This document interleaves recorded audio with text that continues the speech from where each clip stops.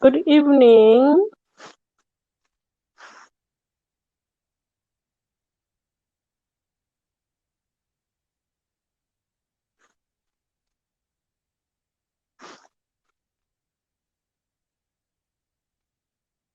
Hi, everyone. See, Tumelo made it. Dia sent you an invite to speak.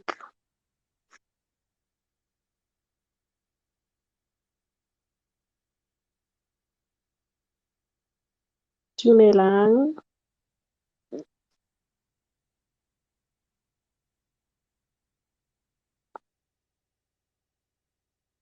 Hi, Mishka.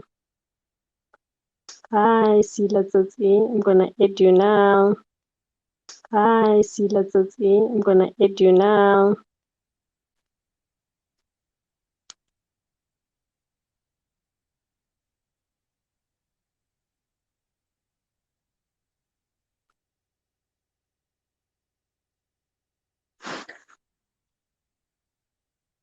Hi, Miss Sam. I see you made it.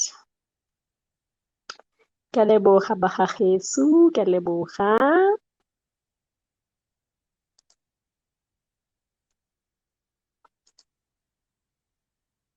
How did disappear? Where did she disappear to?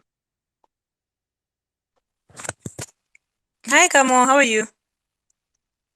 Good, thanks. And you? Your line is so bad. I don't know if it's on my side only. On my side, it's clear. Let me Can you guys try. hear me? Please just give me 100 if you can hear me. If you can hear her clearly, because I Yes, can hear you that it's breaking. if you can hear me clearly, can I get 100? Okay, Okay, yeah, Kamo. people can hear me clearly. I think it's from my side. Let me go off and then try come back in again. Okay. All right, that was Dee.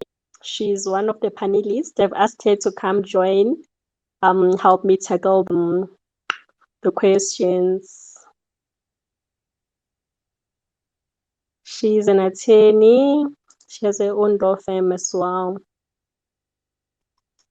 I see Greta has joined. Thank you, Greta. Hi, Kamu. Hi. How are you? Good, thanks with you. Hi, everybody. How How was are your you? disciplinary hearing? It was actually an arbitration, but I it had its own things. Okay. All right. What time is it? Okay, I think we can start. Thank you, everyone. Good evening. Thank you for joining. Yo, Lefa has joined. Yo, I know Gatatazel. You know when LLB teachers start LLB teachers start joining your spaces in J. Yo, hi, batlaba busy ka wena. Okay. Thank you, everyone, and good evening. I hope you all had a great day. I had such a busy day. I'm so exhausted. Lecture ke regret starting the space, but anyway, um, I committed to having the space and will continue. This is my first space, so please bear with me. I know I'm so talkative in other people's spaces, but when you are the host, it's a different ball game altogether. I have Sila Tsatsi with me and Greta, and Dee supposed to be joining as well. Sila Tsatsi, can you please just introduce yourself? Hi, Kamuna. I'm just a pretty face here. No legal knowledge. Although I do have a story of my own with to divorce and whatnot. But then I'll let you guys little appeal, and then at a later stage, then I'll come in. All right, thank you. We like stories. I'm sure we already so excited to hear there's a story on the cards. So we can't wait. Greta, the platform is yours now. Thank you, Kamu. I think some of you know, I'm Greta. I am an attorney, or rather, nowadays, what we the legal practitioners Yes, by legal profession. practitioners. Yeah. by profession. I've been in the legal field now for about 11 years or 10 years. So I have some experience in relation to the topics at hand. Um, I don't have any personal experience in terms of me, but obviously a lot of experience in terms of the clientele, the clients that we present, and so on. There are so many stories. Some will make you cry. And it's often because of very simple things that people neglect to take care of. Um, at the earlier stages of relationships and so on. But I hope it's going to be a very useful space. I'm going to learn a lot myself. I have my notebook and my pen handy as well, to also just listen to the speakers and impart some of the knowledge from my experiences as well. Thank you for having me, Kamo. Thank you, Greta. I just received a message from D. She's struggling to come back as a speaker, but she can hear everything. I don't know. How do you do this thing boy alone? Hey, um, just to come back. Mishka, stop laughing. Okay, D, I sent you a request. Again, please accept.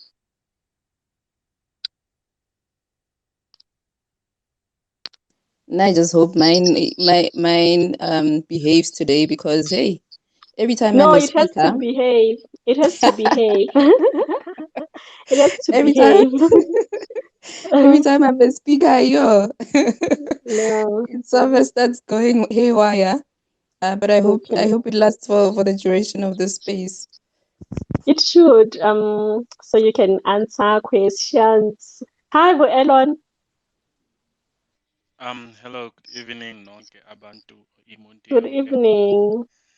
So Dee can actually just see if she can update the app, the Twitter app, quickly, so that it's because the bugs have are mostly on the older versions of the app. So update Twitter, or just I don't know which phone you use. Okay, she's on now. I think it's fine. Okay, cool. Yeah. Okay. Thank you so much. Stay here as my technical guy. I will pay you. Please, I'll please pay you. pay me in Okay. each your PPE. Yeah, I'll buy you Avenger. Well, Elon, ask her per what is she going to pay you? Is it going to be per second, per minute, per hour? Actually, now that I'm within lawyers, I must ask.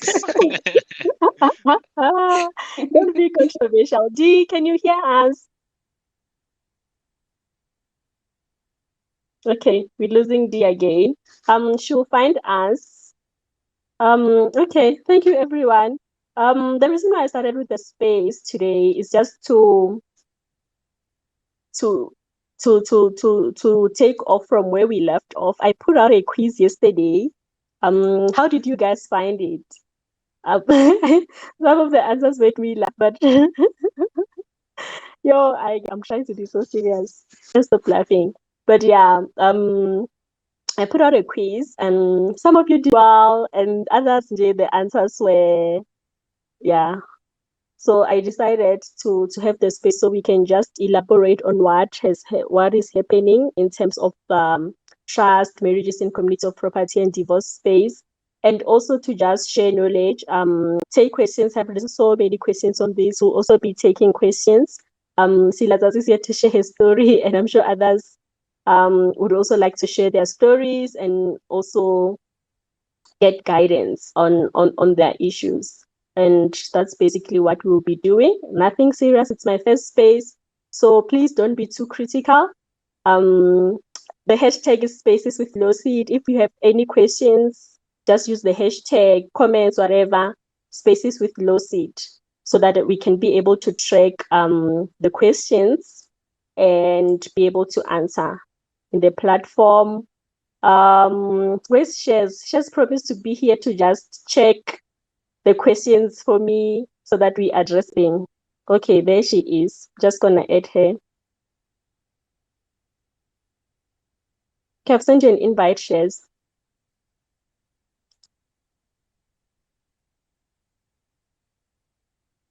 All right. Okay. as a start, we have 3 different types of marital regimes in South Africa. We have, I know everyone is aware of the marriage in community of property. We have the marriage out of community of property, then the marriage out of community of property with accrual. In the quiz yesterday, I asked, what is marriage in community of property? And I didn't believe it. There are people who didn't get it right. So marriage in community of property essentially means that you, as a couple, everything that you own and your liabilities as well. Because I think most of the time, when people speak about marriages in community of property, they focus more on the assets part to say, if somebody has assets, you share in the assets, but they forget to mention the debts side of things. It's everything that you own, your debts and your assets. You share 50-50 on divorce. So that's marriage in community of property. Then the second one, we have the marriage out of community of property. The marriage out of community of property essentially means what's yours, it's yours, and what's mine, it's mine. Like there is no division whatsoever at all. Everybody retains ownership of their assets. They are responsible for their own debts, and that's how it works. Then we have the marriage out of community of property with accrual system. Marriage out of community of property with accrual, it's where parties come together and they contract. Go America, they call it a prenup. In South Africa, you can hear in movies like, no, you must sign a prenup, whatever. So in South Africa, we call it an anti-nuptial contract. So if you want to get married out of community of property with an accrual, you need to see an attorney so that they can do the contract for you. Essentially, what happens is that you guys are married out of community of property. However, whatever you guys accrue in the marriage, you can decide in the contract to eliminate certain things. If I'm Kamrelo, I own a law firm, I'll be like, I don't want my law firm to be part of this marriage. So in the contract, we'll exclude. If my person has businesses, he will exclude his houses, whatever. You can exclude essentially anything that you have acquired before the marriage. And then whatever you acquire after the marriage, we then look at the accrual side. What has the both parties accrued? If someone has accrued, for example, 50,000 and the other has accrued 100,000, then we take the excess and divide between the two, just so we put the parties in a similar position in terms of whatever has been accrued in the marriage. Please give me 100 if you're still listening to me, so I can just tell if you're all still there. I don't want to be too technical. Okay, I can only No. see 100. Only 1%. We're still here. Okay. I see No, plenty of hundreds. yeah, now I can see hundreds. I don't want to be technical. I just wanted to introduce the different types of marriages that we have in South Africa. We have those 3 marriages. Then I've seen a few people that DM'd me that they did not know that they're actually getting married in community of property. So our default marital regime in South Africa, if you were to get married to anyone, to match, limited step, whatever, you are married in community of property. If you don't have an anti-nuptial contract. If you go to Home Affairs and sign, you are married in community of property.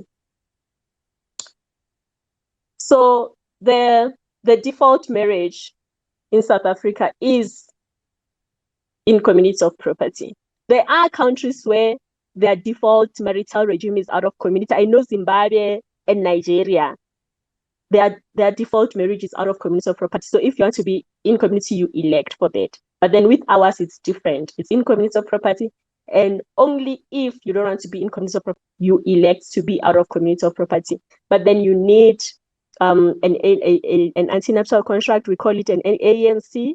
I don't like the name because, yeah, our political party. But then, yeah, we call it an ANC. It's a contract. You sign in front of an attorney before you go sign. You can't go sign and then afterwards decide you want to get married in community of property. So that's essentially that. Okay, I can see D is here. D, can you hear us? Okay. Hi, No, Damu. she's not. Hi, Damu. Yes, I can hear you. Okay, all right. Greta, I see your hand is up. Yes, I just wanted to maybe add the fact that you have to go see, it has to be notarized, and the ANC, that is the anti-nuptial contract, that is, and it has to be registered with the relevant deeds office. I just wanted to add that. Thank you. Yes. Thank you. Thank you so much, Greta, for raising that point. That's a very valid point, because if you don't your anti-nuptial is not registered with the deeds office and you proceed to sign, um you have only a limited time to retain. I think it's 6 weeks, I'm not sure.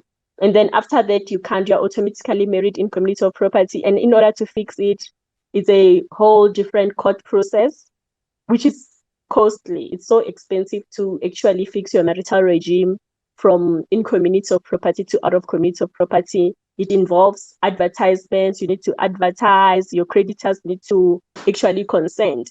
Because remember, if you're married in community of property, creditors can actually go after your collective estate. I'm sure maybe you have heard where somebody's husband has defaulted on maintenance and the side chick goes after the wife. So those things are allowed in law. Period. I didn't want to include all those in the quiz because I just didn't want to just complicate everything. But there are just so many disadvantages related to marriages in community of property. So the reason why I chose to add the issue of trust is because I've seen that most people get ill-advised. They are told that no, you can actually have a trust, hide your assets in there, and then your assets can be shared on divorce, which is wrong. I'm sure most of you have seen. I've spoken about the alter ego trust, where your trust is found to be an alter ego and all that.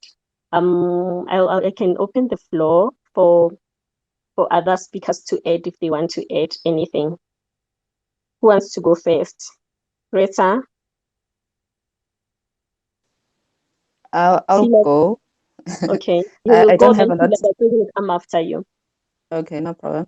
I don't have really a lot to add to that, but I think also we'd be remiss to not at the different types of marriages. I've seen a lot of issues that arise when people are married by way of customary marriage, um, in terms of which you'll find that people don't realize that they're actually not married.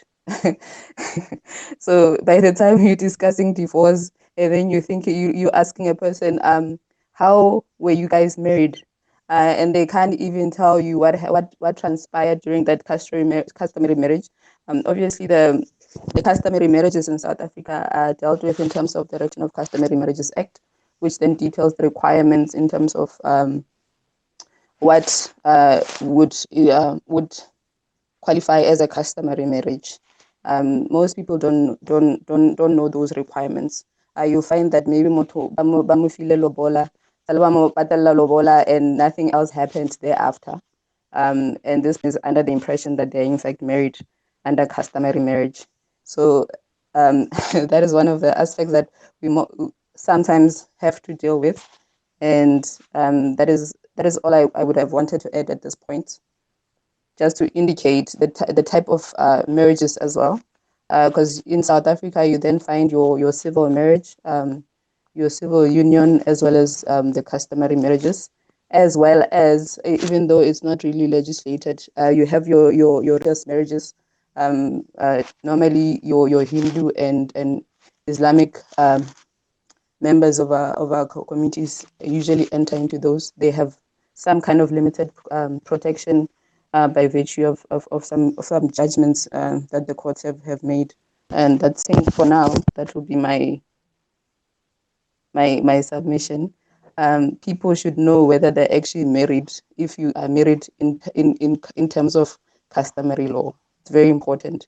Know what the requirements thereof are and whether those requirements were met.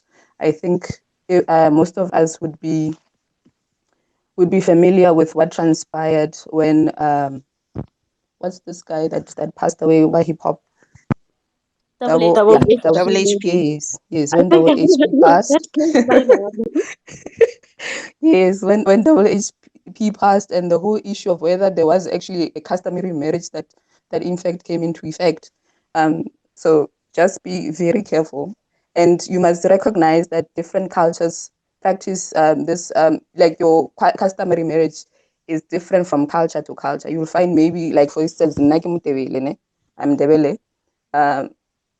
The process ya go celebrate the marriage is different from, let's say, a Tswana culture or a Venda culture, Zulu culture, and so forth.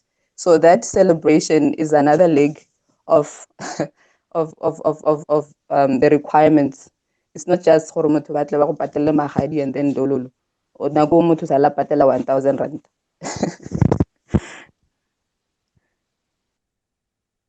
Thank you so much, Greta, for that. That's a very, very important point that you raised. The civil and customary marriage, the difference thereof. Because what I want to emphasize is that customary marriages is automatically in community of property. So Mahadi, if you follow all those customs and do everything, then you are eventually married in community of property. So you'll find that people most of the time they'll be like, no, Arasai na go home affairs, so it's not a problem. But then they don't know that they are already married in community of property. The fact that you complied with all those requirements in the Recognition of Customary Marriages Act, Libetile Stepe, very too much. Like now we ask those petty questions because of case law. So it has transformed. I think in the beginning, we would just look at the act. What does the act say? These are the customs. There was consent, there was handover, there was this, there was that. But then recently, as things evolve, we tend to now put a microscope and zoom into what actually transpired. But was half lobola, it's fine. But they forget, or in their culture, half lobola is a norm. I know there are some cultures are like magadi afeli, but half lobola, everything else, all the other customs have been complied with. The step to match and all that. So we ask those kind of questions, or okay, what happened? Did you guys cook la fela and all that? So in order to determine, so but each case is dealt with according to its merit. So it's better to consult an attorney. If when somebody they paid half lobola, you need to consult an attorney, and just so that they can check your case and actually determine whether you are married yet or not. So that's one thing that I wanted to add. Thank you so much, Greta. Silas, you can go through. So it wasn't even half lobol, it was the full price. Okay, so my story, we did the whole lobola thing, and then that's where it ended. So post that, there was never any celebration of some sort, although some could argue, Hori, by virtue of us having cooked on the day that the lobola was brought, that can constitute a celebration of some sort. But like Ocho, like it all at a microscopic level, each case is to be taken on its own merit. Subsequently to that, we have now we have now separated, right? And it's funny because our parents, well, I'll speak mostly for us as black people. When I told my parents that we're separating, the questions I got was, oh, what? It's like, no. Did he beat you? No, he didn't. Did he cheat? No, he didn't. So then what's your problem? That's literally the response that I got from my parents. And it wasn't, we evolve as people, and then you get to a point of realizing, well, what we want in life is different. There really is no point in staying in this union for the sake of, just because we were married and because we have a child. Luckily with us, it wasn't easy, but we got to a point of maturity with the situation where we now have a co-parenting situation. So we have a 50-50 split of our son's custody. So how we do it is we do a Sunday to Sunday, week in, week out. So on a Sunday, I'll either pick up my son or drop him off with him, and then the following Sunday, the same thing. He either picks him up or drops him off. And again, with both our parents, my parents and his parents are not happy with the situation because, as far as they're concerned, traditionally how it works in such situations is Moana stays with the mother and then only gets to see the father over weekends. But with us, we sat down and over long conversations, some pleasurable, some not pleasurable. Eventually, we got to the conclusion that it's really not about me, it's not about him, but it's about this little person that we brought up together. And he can fault me for a lot of things in terms of being a wife, and I can fault him for a lot of in terms of being a husband. We both can't fault each other for either being father or a mother. Therefore, we're never going to do that thing of, you know what, you're never going to see your son, or I'm going to hold a grudge for you and use my son as you know as part of that whole scenario. So we did that. I am currently in consultation with the lower sister-in-law to kind of ascertain, like Greta said, exactly whether I am or I am not married. There's still a question mark, but of there having not been certain steps that were done post the fact of Bala having been paid. And then should it be that we are married, we have spoken about it, and we have agreed to get a divorce decree. By virtue of it, if we are married, by virtue of it being a customary marriage, then it's COP. He wants nothing of mine, I want nothing of his, therefore it'll be a clean cut. But again, our situation is, for lack of a better word, rare in how we chose to approach it, which is, I think, a very mature. In other cases, it'll be, no, I want your pension, no, I want half of this, no, I want half of that. So while we were married, I bought property. He didn't buy property, so he's not claiming anything of mine. I'm not claiming anything of his. And then that's just how we are doing it. But again, I'm in the process a lot to kind of find out, just exactly if I am married. If I am, then we are going forward with the process of getting a divorce decree. Thank you so much for sharing, Sila Tsatsi. I'm glad that you are consulting with someone to actually just check if you are married or not married, and if your circumstances fit the requirements in terms of the Recognition of Customary Marriages Act. Because I think most people just sit and relax and be like, no, we don't meet the requirements, and therefore we are not married. And then be surprised sometime down the line, you have accumulated so much assets, you're trying to move on with your life. Some even go to an extent of actually getting married civilly with other people, only for their marriages to be annulled years down the line. There was a recent case in the Polokwane High Court where a marriage of 20 years was actually declared invalid. Say, no, listen, this guy was first married to somebody else in terms of customary law, and therefore your civil marriage is null and void. So your marriage doesn't exist. So whatever I forgot the name. But yeah, it's like Harvard, essentially. So I'm glad you're doing that. And I'm glad that you're also mentioning the issue of divorce, because I think one thing that we need to emphasize is that in terms of South African law, a marriage can only be annulled a court order. We call it a divorce decree. There is no such thing. The uncles said and annulled the marriage. The uncles cannot annul a marriage. A marriage can only be annulled in a court of law.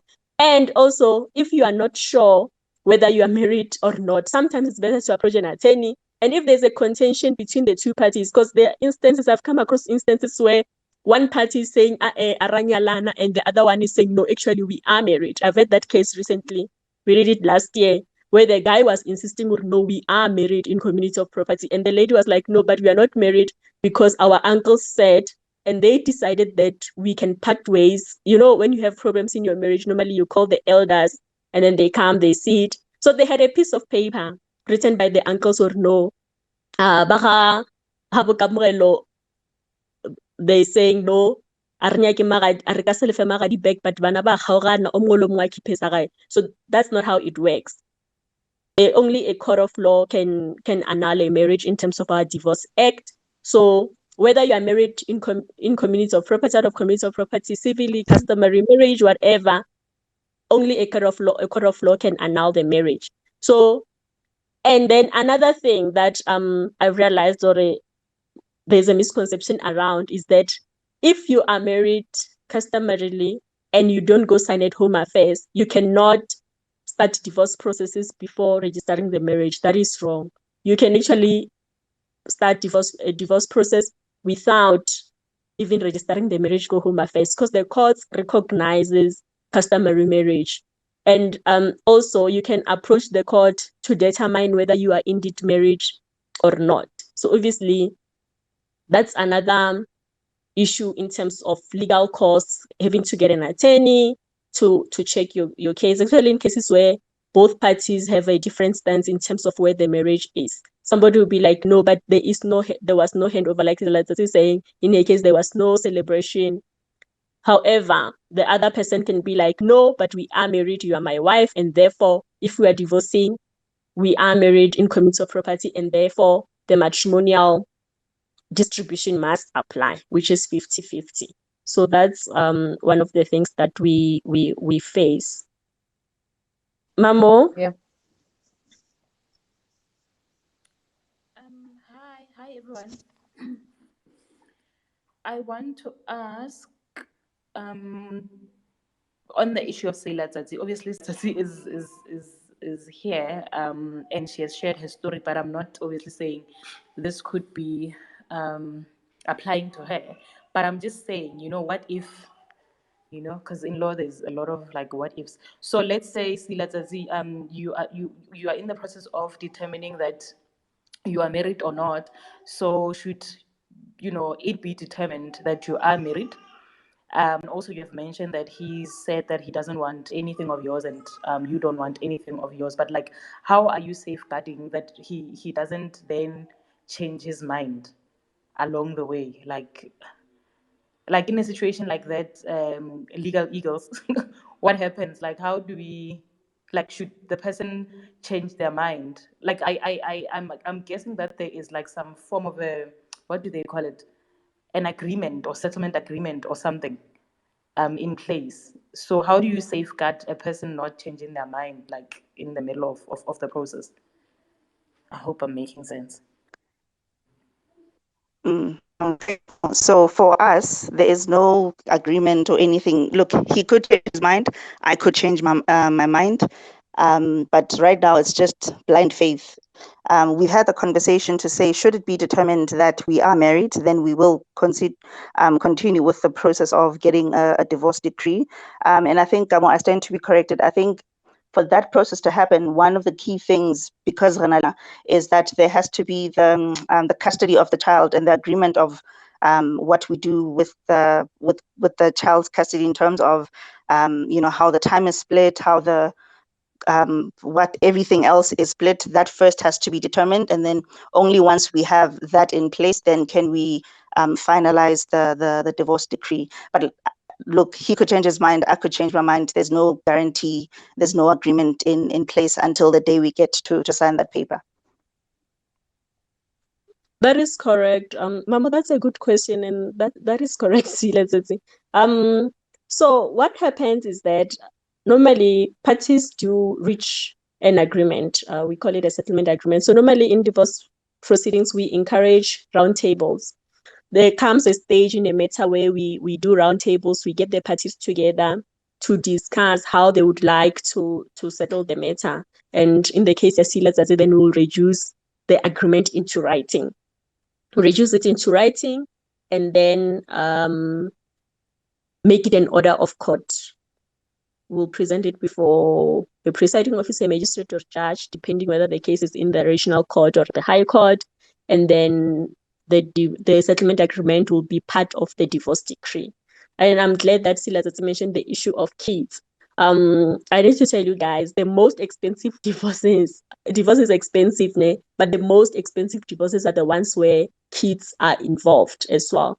Because the process takes longer. We have to report the matter to the family advocate, get a family advocate's report, and the issue of kids needs to be settled before your divorce is actually finalized. So it's one of the lengthy processes that we get to deal with, especially if there is a dispute with regard to custody of the kids. That is one of the key factors, and also the issue of maintenance.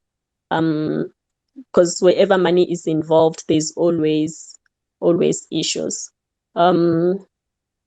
So yeah, I don't know if you answered, Mamo.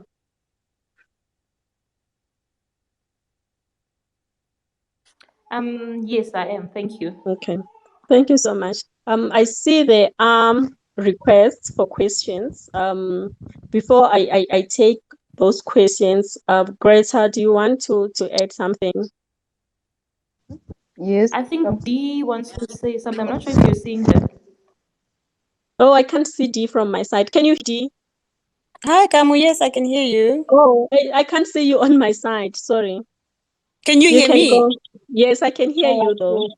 So Yeah. I just wanted to amplify on Gama was saying on separation. A lot of people just tend to think that if the husband or the wife moves out of the home, then the marriage is over. That's not how it works. And one thing I always tell people is that when you separate, don't forget to leave legally. You absolutely have to go to court and get that decree of divorce. And another thing that I've come across also is because the court's role is just to give the order or the decree of divorce, you still need to take that divorce decree to Home Affairs so that they can have it amended on their system that person is no longer married. They're now single. I had a situation with a client last year that got divorced. I think it was in 2019. They never took her attorney never took that decree divorce to Home Affairs. Last year she was trying to get married and Home Affairs is like, Anjan, you're already married, and now this attorney is dead. Luckily she had a copy of the decree divorce and we're able to hand that over to Home Affairs and they were able to amend that on the system. Yeah, I think that's just what I wanted to add. Thank you so much, G, and thank you for bringing that up. I think most people miss that step in their divorce proceedings, and others don't even get a copy of the divorce decree. A person will come to like, no, I got divorced in 2010. Like, where's your divorce decree? They can't produce. They don't even have a case number. Then you have to now struggle to actually uplift the court order because it's even easier if a person has a case number and you know which court the divorce was heard, and then you are able to uplift the divorce decree for them. I read something like this in the quiz yesterday as well. In terms of buying property, because when you sign the offer to purchase, the agent will ask you, are you married? Or what's happening? What's your marital status? And then if you tell them you are divorced, they will want a copy of your divorce decree. So that is very important and it needs to be kept safe. Thank you so much, Dee. I'm going to allow okay, I think it's gone. I will allow Miss Kanye to speak. Good evening, everybody. Can you hear me? Yes, we can hear you, Kanye. Good evening. Hi. Hi. Sorry, I got into the space a bit late, but I think I'm catching up. I've got, I think I've got a few questions, right? I am in the middle of a divorce, and I just heard you saying that the family advocate, especially if there's kids, they need to give them like either where the kids are going to stay. But in my case, I haven't had that. How can I say it? When we went, we were just told 2 weeks here and 2 weeks there. And X was like, no, there is another property. I am giving it to them. But only to find out that he sold the property while we were married. And Kanye, your line is breaking. I can't hear you clearly. I don't know if others are hearing you clearly, but I can't. You're breaking. okay, sorry. Can you hear me now? Yeah, Yes, much you're better. clearer Okay. now. All Thank right. you. Should I start again or? Yeah, start Please again. I start think again. the mic Okay, was perfect. yeah. Okay. Okay, I've filed for divorce 29, still going on. We went to family court last year around about August, and we were not given a clear indication where the kids were going to stay. We were given the 2 weeks with dad and 2 weeks with mummy, because dad promised that there is a townhouse, which we had, but he sold it and was not truthful when he said, no, the kids will have a home. So only to find out that the townhouse was sold. Last month, his lawyers and mine, set on a pre-trial, which I requested to be present. However, my lawyer said no. So, and now we don't know because there's no agreement from his side or my side. It's like they making the decisions on our behalf or on my behalf. I don't know. And the other issue I had was my case was directly taken to a high court, not a regional court. It was just taken to the high court. So I don't know if that is correct. And he Thank still you, Ms. stays in the Lawseed. property. And I moved out, and then he still stays in the property. And yeah, I don't know. I really don't know what are the legalities around that. Okay. Did you want to tackle this one? I can't see D anymore. Greta? Hi, Kamu. She has dropped off. I had just a colleague of mine just called me, so I didn't hear the question. Apologies about that. Does she mind repeating it for me? Do you want me to start afresh or again? Yes, please, if you don't mind. Okay.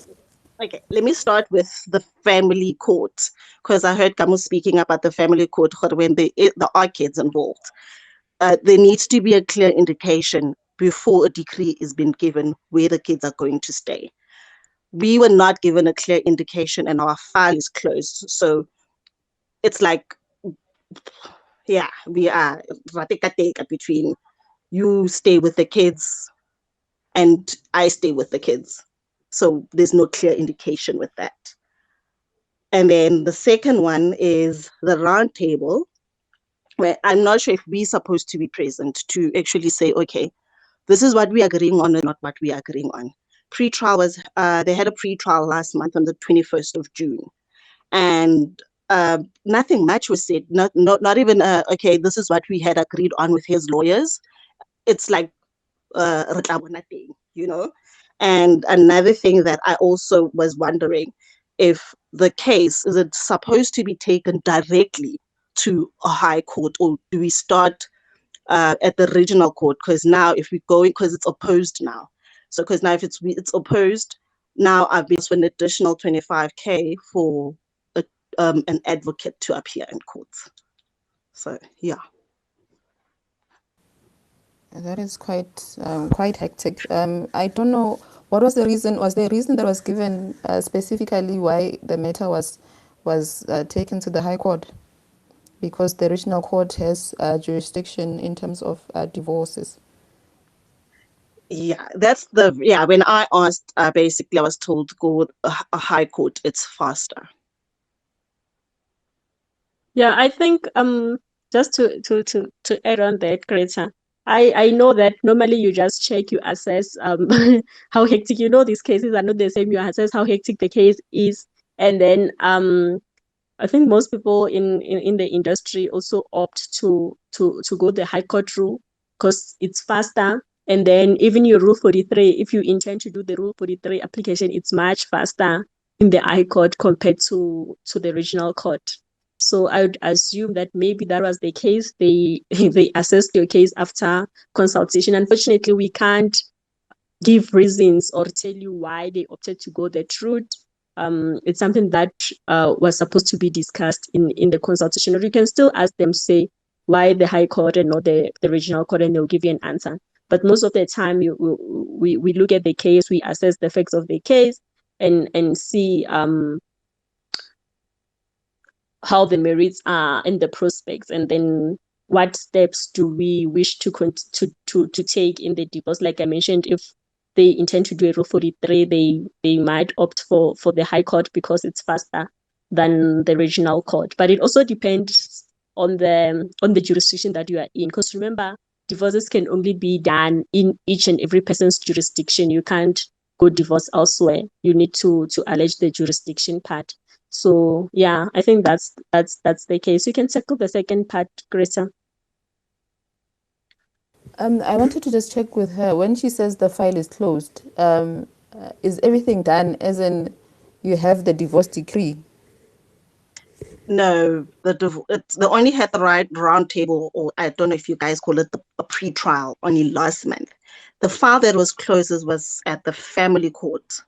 So yeah, so I don't know how it's like the pre-trial is continuing so that we go to trial. However, the issue of the kids, it's not it's we don't have a clear indication who keeps which child or who stays with the kids. And you indicated that there was there a roundtable with the family? Was there a consultation with the family advocate? Has he provided you guys with his report? Because I know in certain instances they would have a consultation with both parties as well as the children. Was that done? That was done. Basically, how it was done and how it was just settled is X, because we had a townhouse, said he will give us the townhouse, and because it's not far from the kids' school. However, later learning that the townhouse was sold, so there was no property for me to move into. So when the advocate, family advocate, said no, the kids will alternate between mommy and daddy. So 2 weeks with mommy and 2 weeks with daddy. And that case was closed. But only to learn that the property he sold. And there's nothing much I can do about it.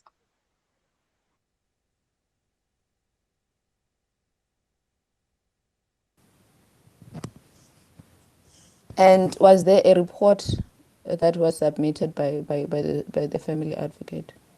Yes. Okay. I think, Kamu, I don't know if maybe, I think this one would need a bit of special attention. I see that it seems as if there's just a lot of information that I don't think we'll be able to do a lot of justice in a space. I'm not sure if you don't mind, through you, Kamu, we can maybe tackle this off space and try to assist you where we can. I agree with you, Greta. Listening from what Kanye is saying, it seems like her divorce was concluded. It's just a matter of finding out on what transpired with the assets and what the settlement agreement actually said. So yeah, I don't think we can tackle that in this space, unfortunately. Yeah, it seems to be a lot of information that we'd really need to dive into in order to kind of make the appropriate or give the appropriate advice if we can. Yeah. Thank you. I'm sorry, Kanye. No, it's fine. I do understand. Yeah. No, actually, the decree has not been done. They just had a pre-trial last month, so there's still going to be a trial. Which now there's an additional money that she wants. So I'm just a bit perturbed with the additional money that she wants for an advocate to also appear. So, yeah. Yeah, divorces are expensive. I don't know how many times I'll emphasize this. Divorces are so expensive, guys. Like, especially if you're married in community of property and there are kids involved, they drag. It can take 2-3 years to finalize a divorce. It's a lengthy process. But if you are married out of community of property, it's quite a quick process. And that is only if it's like out and out, if there is no dispute or anything. It's out and out. You guys know what you're doing. That is faster. But yeah, it is costly.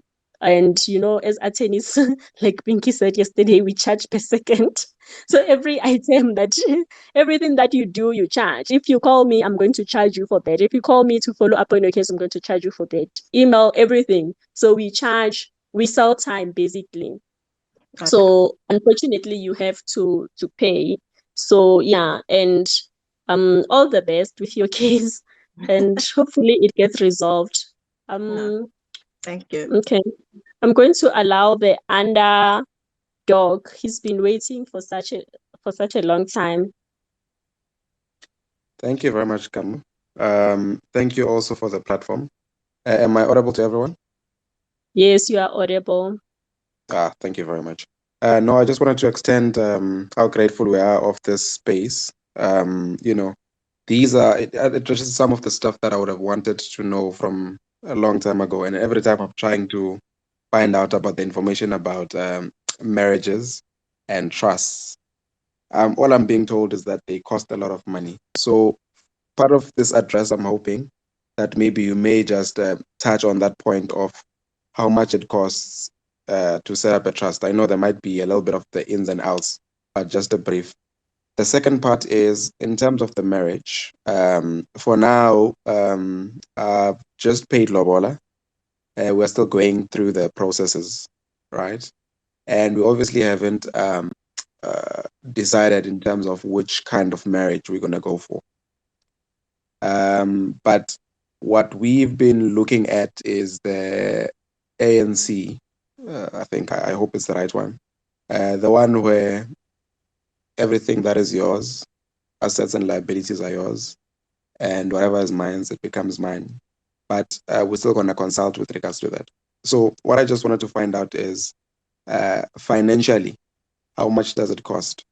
I'm asking these questions because I don't know, maybe I'm now revealing too much, but we've recently bought a property as well.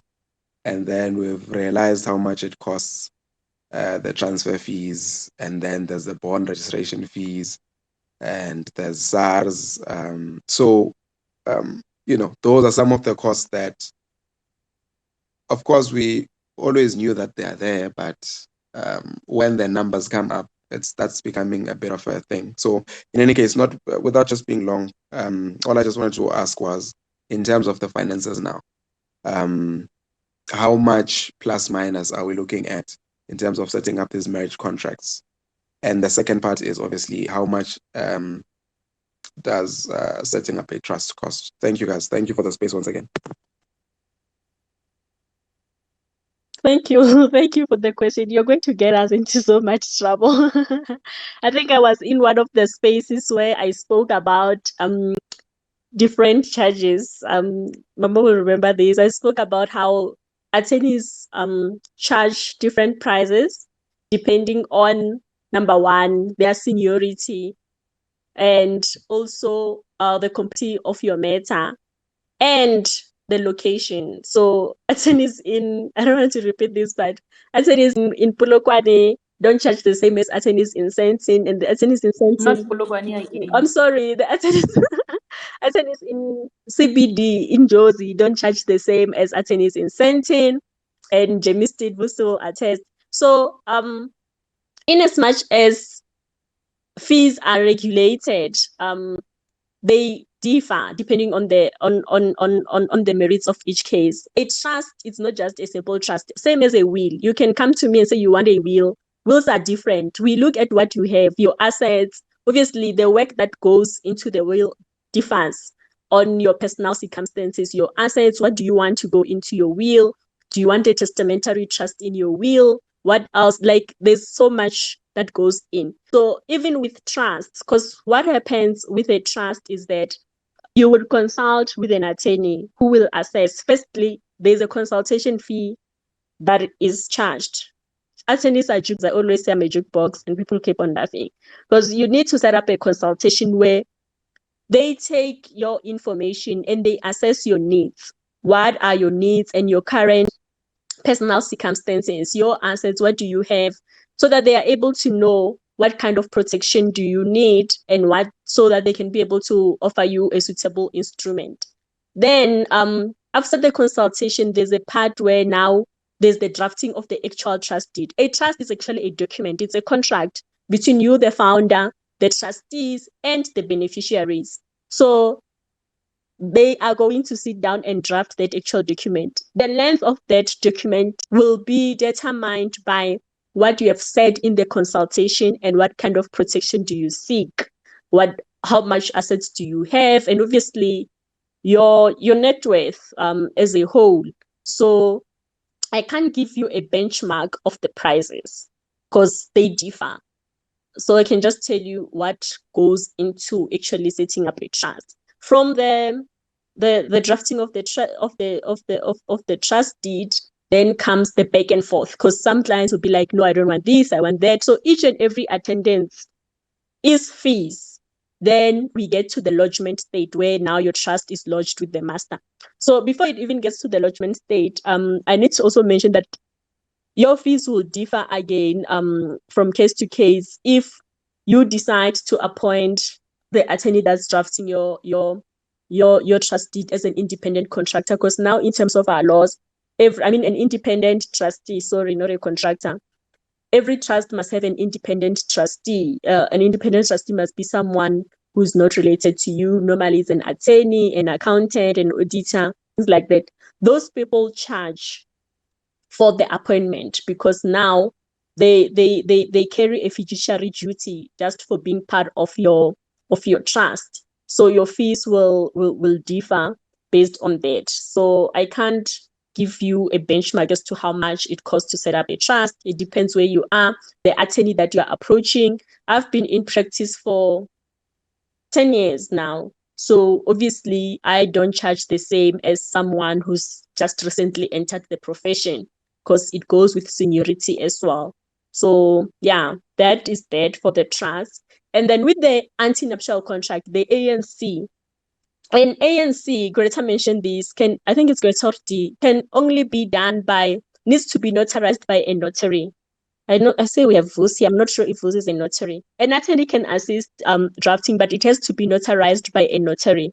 Notaries charge because they do. There's a special exam that they write to become notaries, and that's a very very very difficult exam. It qualifies them to do anti-nuptial contracts. Not every person can notarize an anti-nuptial contract, so that comes with a fee, and also it depends on how the length of your anti-nuptial contract as well. So each case differs, but then I know anti-nuptial contracts are not that expensive. I'm surprised most people don't have them, but they're not that expensive as compared to trusts.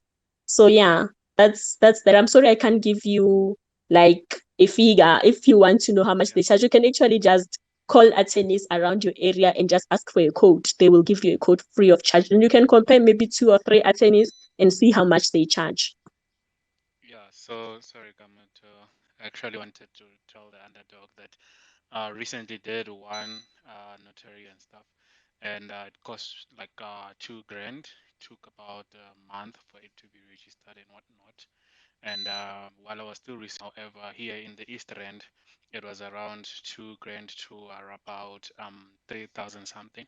What some others do, they charge you for just the service and they charge you for the registration. Some of them actually combine the cost. So for this one, this lady that I used in Binoni actually combined the cost and got it all registered. And if you want to sign while waiting for it, what she had given was a letter that can be used at Home Affairs. So Home Affairs will either ask for the contract or the letter showing that the contract is still in possession of being registered. So yeah, you can do that. And another thing I wanted to ask you is, you mentioned a bond. Are you saying you guys are doing a joint bond already? Thank you, Ellen. Sorry, I can't see your name. I can see it's for Ellen. I'm not sure how it continues. Yes, we did a joint bond, and which is also another thing that just we needed to decide on. So far, what we are doing is we have an affidavit so far, which says we're going to cover 50% in terms of the bond installments, and then also 50% in terms of the levies and the rate and taxes, as we do, because obviously we are cohabiting. So we share some of the responsibilities in terms of maybe one person pays for the person who comes and helps, and the other person will pay for the electricity. So we sort of work it around. But we don't have a contract between us because relationships, they end sometimes and sometimes they live forever. But for now, what we went for was an affidavit up until the time then when we get married, and then we can sort of sort the contracts out properly. And also, guys, thank you very much for the Damo. Thank you for the advice. I think I'm taking quite a lot from what you said, and I'll definitely be looking for quotations. And thank you again, Ellen. I will be. You've also helped me quite a great deal. So part of the exercise that I'm going to be doing is getting those quotations. Then I can get a roundabout figure and also what the whole process entails. Thank you once again, guys. Thank you. I'm going to allow Percy. He's been waiting forever. How's it coming, the guys? There's no waiting. This is such a beautiful platform. Thank you for the platform. Yeah, two questions really. I wanted to ask about the pension fund. Like, as you've been working, and then I tried to, can you include pension fund as part of the ANC? That's question number one. Like you say, like my pension fund is set aside no matter what's happened, it's part of the ANC on the contract. That's question number one. And then number two is I have a property, and then say we're also looking to get married with a ANC. Can I exclude that property even though it also has 2 years left to pay off that bond? Meaning that if I get married now, the next 2 years I'll be paying that property without inside the marriage, but even though that we Percy, can exclude I it. please ask you to raise your voice a little bit? I can't hear you properly. Oh, sorry. Am I audible now? Yeah, you still faint. But Better? yeah. Gamo, I think, I don't know, there's an echo. I'm Yeah, not sure Percy's where it's coming echoing. from. Yeah. So Percy, you're making us speak twice. Yeah, I don't know how to solve that. I'm muting and Yeah. unmuting So myself. yeah. So Percy, I'll do this. So see if your mic is not covered or something. I fuck all. I don't have anything on my mic. It's on. It's a loudspeaker actually, as expected. There's fuck all on my mic. I put my phone away just to talk. Seems like you can hear me Okay. later now. Mm-hmm. Let me start. My first question is about pension fund. I was looking to go into the ANC marriage contract. Can I exclude the pension fund as part of the ANC? That's the first question.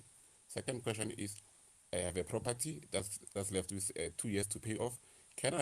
Is it allowed to exclude that property as part of the ANC, even though that should I get married now, I still have to pay the 2 years, to pay off the bond of the remaining 2 years inside the marriage? Will it will it work like that? Is it allowed for something like that? Yeah, let me keep my questions brief as that. Thank you for the platform. Okay. Just Just to check that. can you please switch off your mic, Percy? Seriously, you can still.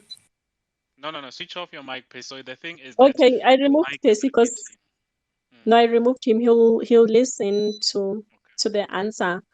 His question is that can he exclude his pension in the ANC?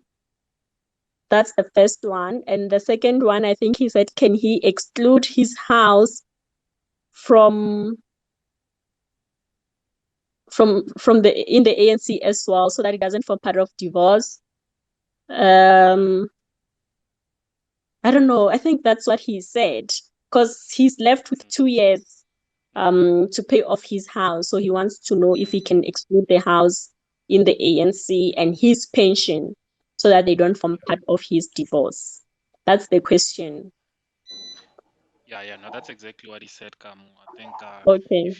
if you guys can actually clarify maybe what's the real purpose of an ANC and with the accrual in that case, I'm thinking maybe he's going with accrual and once just for the fact that where he stands today, whatever he has today should not ever be touched by his significant other should they part ways. I think that's the clarity he wants.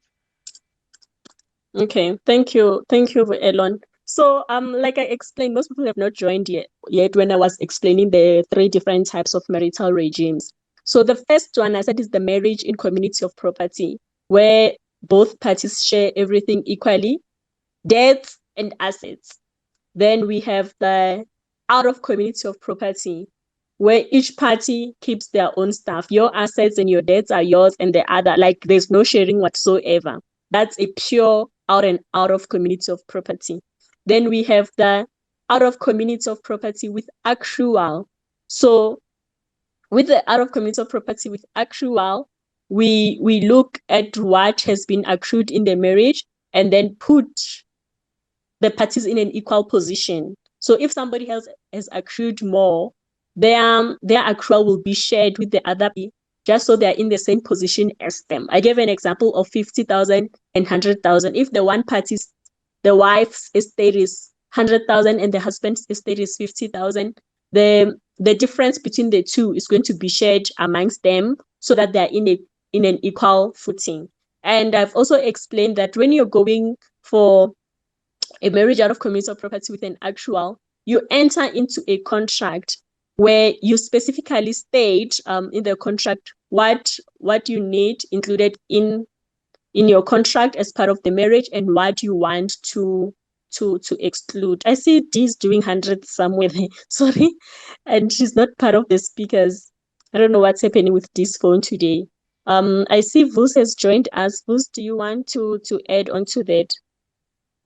Hi, good evening, everyone, and thank you for having me. This is a lovely space, actually. Yes, I'll just add two things to answer the two questions that he asked. It will sound like a legal advice, but then, be that as it may, yes, you can exclude your pension fund, but then let me be specific on that part. If it's a marriage out of a community of property with application of accrual, you can exclude his pension fund, but up to what it is worth at the time when he enters a mutual contract with the potential spouse. And then upon dissolution of the marriage, either by divorce or whatever, when we calculate the estate, his estate, we will calculate it from the time when his pension fund was excluded. We look then say, okay, fine, you entered into an anti-mutual contract, your pension fund interest then, if you were to resign, it was worth 100,000 rand. That 100,000 rand is excluded. Then how much is it worth now? Now maybe it's worth 150,000 rand. We are going to deduct 100,000 rand, which is excluded, and the 50,000 rand, which accrued to him post entering into that anti-mutual contract, will form part of his estate. In that way, it means that it's in line with the case. I forgot the citation of the case. It was decided in North Gauteng High Court that in the anti-nuptial contract, you cannot exclude things that you have not accumulated yet. You can only exclude things that you have at that time when you enter into an anti-nuptial contract. And then to answer the second question of the house, yes, the house can be excluded. But then the mistake that I've seen with most of the anti-nuptial contracts when I do divorces, I see that they exclude the value of the house when they enter into an anti-nuptial contract, and they forget that the house appreciates. You find that the value of the house then is 500,000 rand. Come the date of dissolution of the marriage, the value of the house is 2 million rand. We are only going to deduct 500,000 rand, and we're going to include out of the 1.5 million rand because it was never excluded.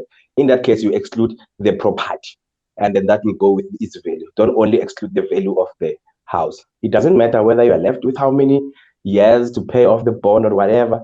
As long as you have excluded it, then your liabilities are also excluded, will be also liabilities. I don't know if I've answered the person's question. Thank you. Thank you so much, Bus. You answered it perfectly. And yeah, I see we have Nonku.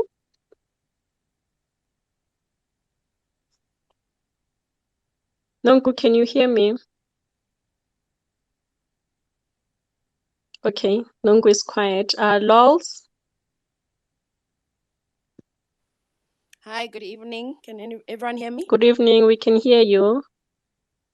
Thank you very much. So without taking everyone too much back, now I will use scenario OC can say Lawseed. Yes. So she's Lawseed, yes. So my question Lawseed. Yes. Thank you very much. So my question is that is it sufficient for the attorney to declare that there is no marriage? Ne? Based on the fact that Lobola was paid, the marriage was not registered in the first 3 months, there is no marriage certificate or document. Therefore, there's nothing really for the court to dissolve. So say Lawseed who is now consulting with an attorney to say to determine whether there is a marriage or there is no marriage. So, if the attorney says there is no marriage, does it end there? Is there a process that then follows? Is there a document that one is then given to say that there is no marriage so that someone cannot come back later to make claims or change their mind, as we discussed sort of earlier? Thank you. That's my question. I don't know if it's clear.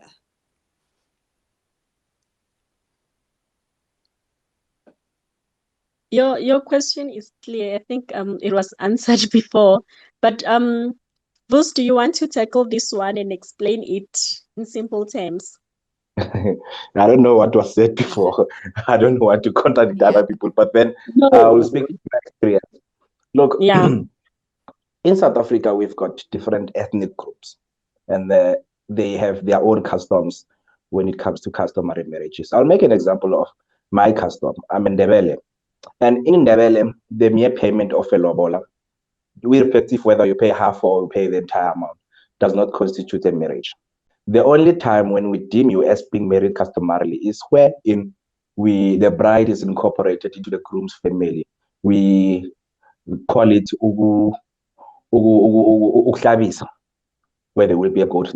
As long as that process hasn't been completed, then the marriage customarily is not concluded. However, there's an exception to that case. Parties may actually pay each other lobola and decide to conduct themselves as husband and wife and deem themselves as husband and wife. That can be evident from, let me say, peremptory evidence. Like, for example, you take out the car insurance, then when they ask your marital status, you say, I'm married. And then when the day for dissolution of the marriage, or when you separate, you claim that you're not married because of the odds are not in your favor. And then in that case, the court will look at your conduct, and your conduct will speak for itself as to whether you are trying to use custom to evade patrimonial consequences of your marriage or not. So basically, if your customs dictate that you must do 1, 2, 3, and you haven't done 1, 2, 3, and you haven't conducted yourself as if you have done 1, 2, 3, therefore I see no reason why you should claim that you are not married. But if you didn't comply with those customs, but you conducted yourselves as married couple, then obviously everyone will say you are married. Then you can't tomorrow change your mind and say you are not married. So my take is that, because that's what most people do. They enjoy having benefits of married couple, but then they don't want patrimonial consequences, when that union dissolves. I don't know if I've answered you, Lawson. You have, Bruce, and I'm laughing because you answered it exactly the same way that Greta said. She's also said she's in Ndebele, and she spoke about the requirements in terms of Ndebele culture, because that's her culture. She referenced that. So you did sum it perfectly for Laws. I don't know if you still have a follow-up question, Laws, or you answered. I'm sort of answered, but I don't know if I'm completely answered. Okay. Maybe someone can just put it in one layman's sentence. Sorry. Myself and Seila Tati, it's Seila Tati, are now waiting for the attorney to determine. Okay. Maybe laws. Oh, sorry, Kamu. No, I Maybe I wanted think her what to go, laws. Greta, because I saw your hand. Yeah. Okay. Thank you. Yeah, go ahead. I'll go after Laws. I think what laws, it's not the attorney that determines it. It will be the legislation. The attorney will just be applying what the law says in looking at the circumstances of your matter, because the circumstances will differ from client or couple to couple. It's not that he determines it. She'd look at what the requirements of the recognition for of Customary Marriages Act and see if you have ticked all the boxes that would qualify you guys as married in terms of customary marriage. I don't know if maybe that answers you, clarifies it better. It's not the attorney that determines it. Yeah. She will advise you based on whether by what you have said to him or her, the requirements have been met of the act. Yes. Yes, I think yes, you're getting closer, because where I'm standing now, the attorney has looked at all the merits and they have checked the legislation and so forth and so forth. And they've said that as far as they can determine, they are saying that there is no legal basis for a marriage. So what I'm saying now is that fine, I'm happy to move on with that, but is there no sort of documentation? I mean, this is just based on feedback on an email. What tangible something do I have? When people separate, they get maybe a separation agreement. When they are divorced, they get a decree and so forth. Do we just leave it at that? Is that the end of the process? So, Laws, if you are not, I think I touched on this, I'll just repeat it again. If you are not My apologies about satisfied that. with, not a problem, if you are not satisfied with the assessment that has been done by the attorney, or maybe if you and your ex are in dispute as to whether you were married or not, you can approach the court. You can instruct the attorney to do an application to court so that a presiding officer can look at the merits of your case and determine whether there was a marriage or not. So you can still do that. Then you have a court order so that you are satisfied. Because I think now we are just dealing with an issue of satisfaction. Are you satisfied with what the attorney has told you or not? But then you need to pay for it. A court application, you need to pay for it, and it's going to be a high court application. An advocate will have to be briefed on your matter, so you need to be prepared to pay for that. Secondly, I just wanted to touch on an aspect that you touched on before, saying that if a marriage is not registered within 3 months, guys, registration of a marriage does not invalidate the existence of the marriage. I think I need to emphasize that over and over. If you are married in community of property and you don't register your marriage with Home Office, your marriage is still valid for as long as it complies with the requirements. D shared one of the recent cases in the SCA, Mbugela versus Mugabe. It also dealt on the issue of customary marriage. It's just a short snippet with the requirements. It's on the timeline. I've retweeted there as well. Just for your information, you can actually just have a read and just satisfy yourself. So that's basically that. So if you want something tangible, you can instruct your attorney to apply to the High Court for a determination on whether you are married or you are not. And then if the court finds Thank you that very you are much. married, then you obviously have to do a divorce. Thank you very much. I'm 100% answered now. Thank you. Okay, thank you. I'm going to take Njabulo. Kamu, Yes. I think before Njabulo comes on, I think D wants to add something. I can see D on my side. That's the thing. She's been raising her hand. She's Sorry, having D. technical issues. She's actually again now. She keeps on coming on and off. D, Oh, she's off. Okay, she's Njabulo off. can go. Okay. It's fine. Yeah. All right. Yo, I see the attorney of the people have joined this. Joined the space, Zach. Hi, Zach. Yeah, okay. Njabulo, you can go. Okay, evening, guys. I joined the space a bit late, so I'm not sure if my question has been asked by somebody else before. On my side, I just want to find out if you're currently married in community of property, is it possible to change to the ANC? And if it is, then what's required? What's the process of actually doing that? Thank you so much.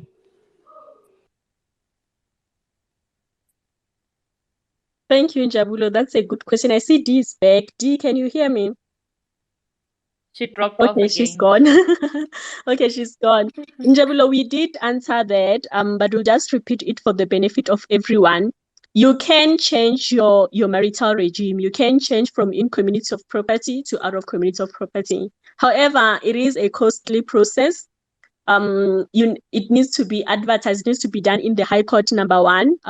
So the High Court doesn't always emphasize High Court, Magistrate Court, is because the fees for the two courts are different, and you can tell from the name. The High Court it's High Court, so the fees are higher. And also your creditors need to actually be notified of change, and they can actually object to the change. It's a lengthy process. I don't know if those who have done one recently, but it entails like advertisements and all those things. So it's you can do it. It's allowed. There's a provision for it in our law. It's just a lengthy and costly process, and your creditors can actually object to it or agree to it. So yeah, that's essentially that. I don't know if Vulso or Greta, you want to add something?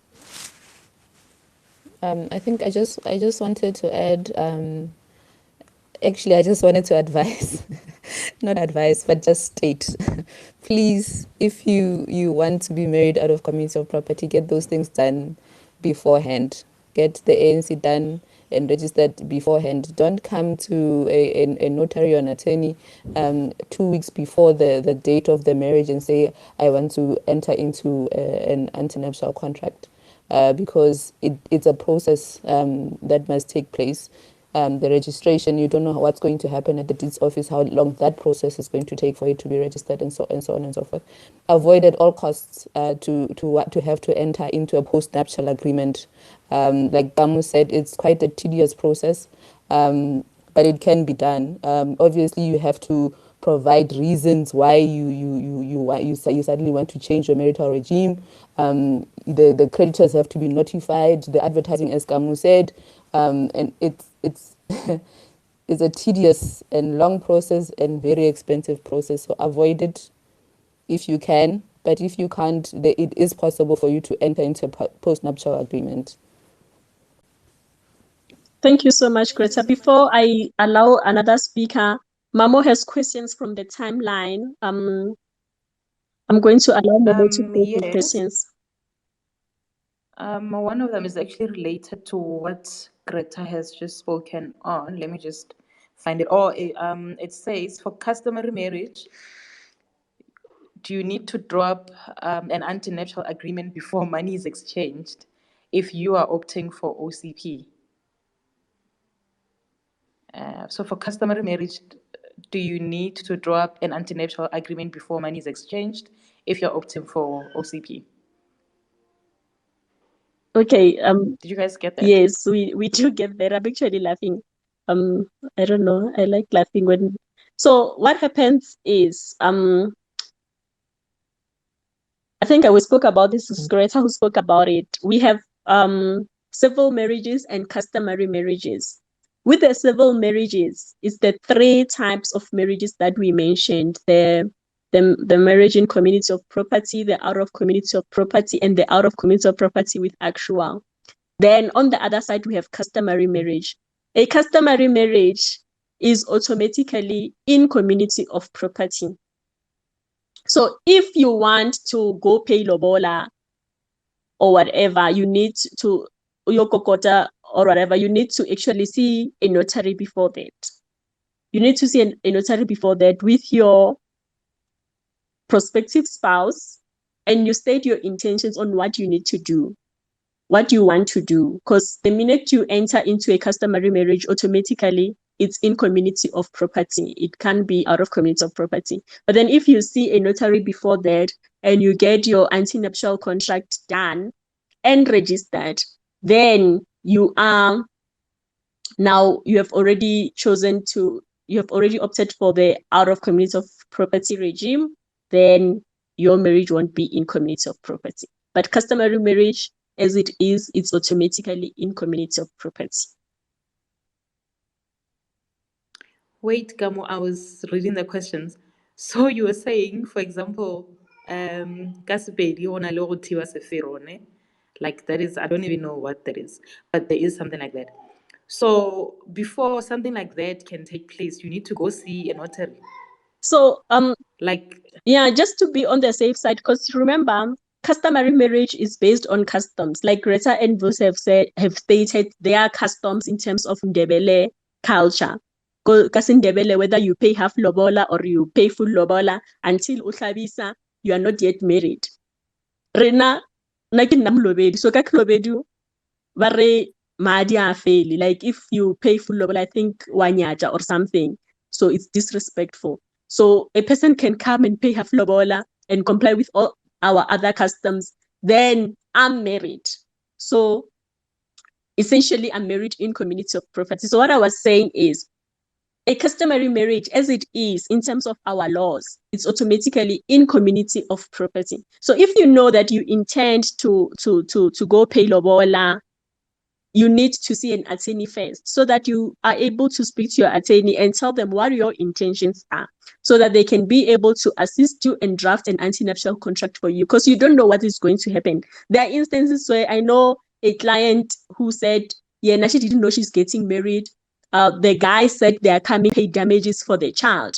And then the uncle's negotiation room, they ended up agreeing to ufasigo sabmetsi, like, but they ended up agree on the quantum for lobola, and then she was lobola just there and then. But then she thought they're only going to pay damages. So things happen. That's why I personally recommend that you see an attorney before taking any steps, just so you are on the safe side and you know that you guys have actually agreed, because they need to explain to both parties what a marriage in community, all the three types of marital regimes and what it entails to be, especially with out of community of property and out of community of property with actual, because most people confuse the two.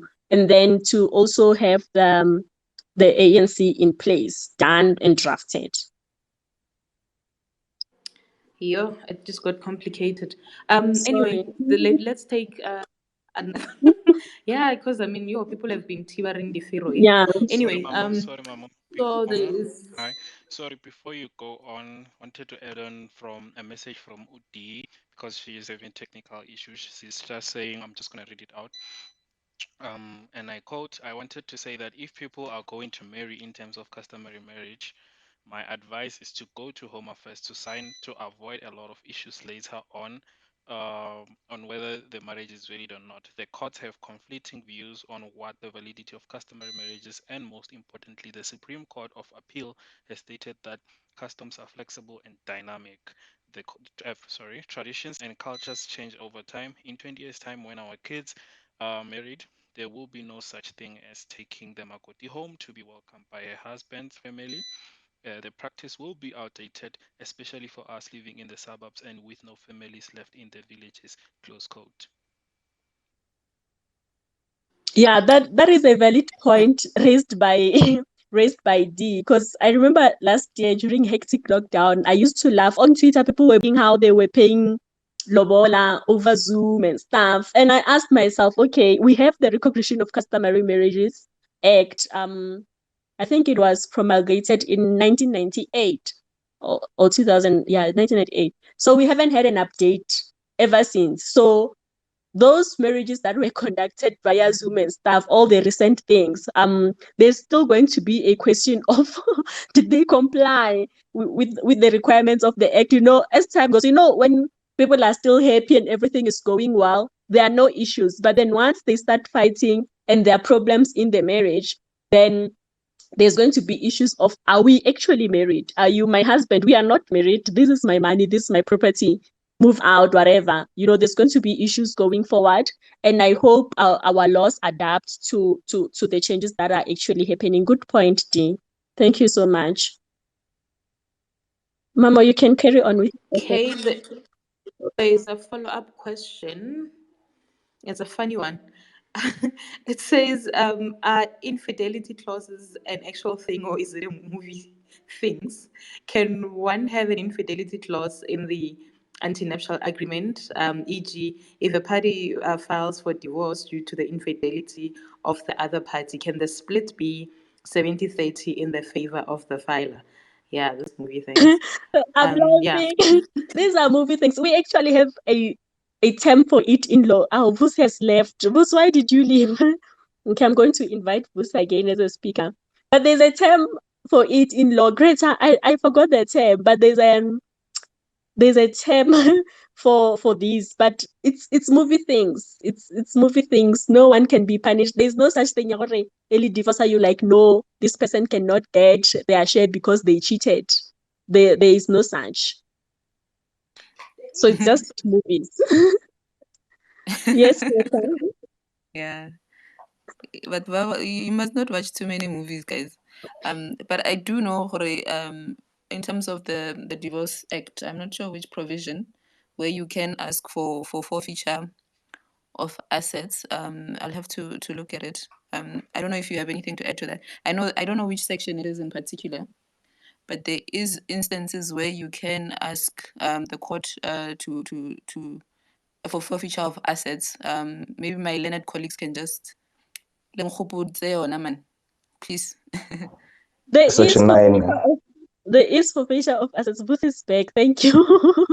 There is forfeiture of assets, Greta, but I know forfeiture is like difficult to prove. Like there's just so many aspects that you have to show why the other party is not entitled to their share of the matrimonial estate, and you need to show grounds, and then the presiding officer will obviously make an order.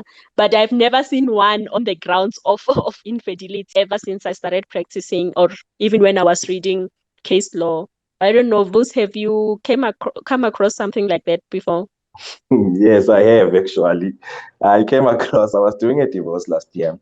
And then obviously, it can't be the only ground for forfeiture, but it was one of the grounds they relied on for forfeiture. Fortunately, the matter didn't go to trial. Parties eventually settled, but then it was not going to fly anyway. Anyway, it's against public policy, basically. I can say that it's morally wrong, but then you cannot insert that clause in your anti-nuptial contract, Yeah.